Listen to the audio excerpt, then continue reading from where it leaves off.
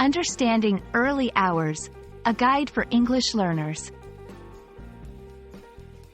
Hello, everyone. Welcome to our English language learning series. Today, we're going to explore the meaning and usage of the phrase, early hours.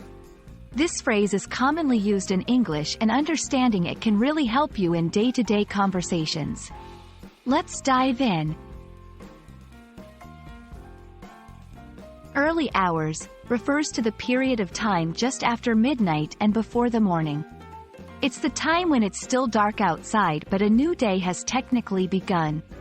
This phrase is often used to describe events or activities that happen late at night or very early in the morning.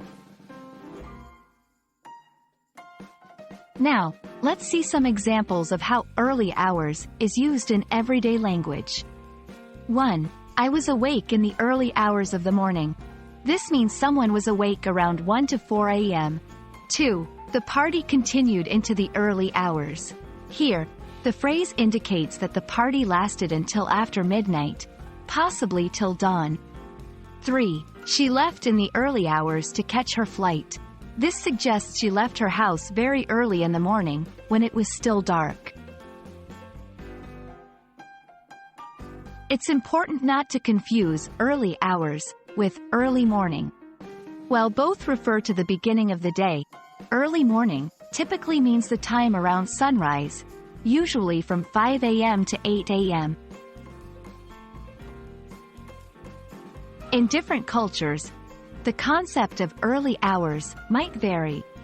For instance, in places where the nightlife is prominent, early hours might be commonly understood as the time when night events or parties wind down.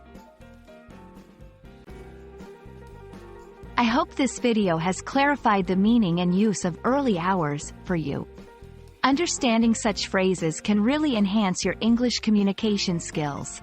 Keep practicing, and you'll be using English like a pro in no time. Thanks for watching, and see you in our next video.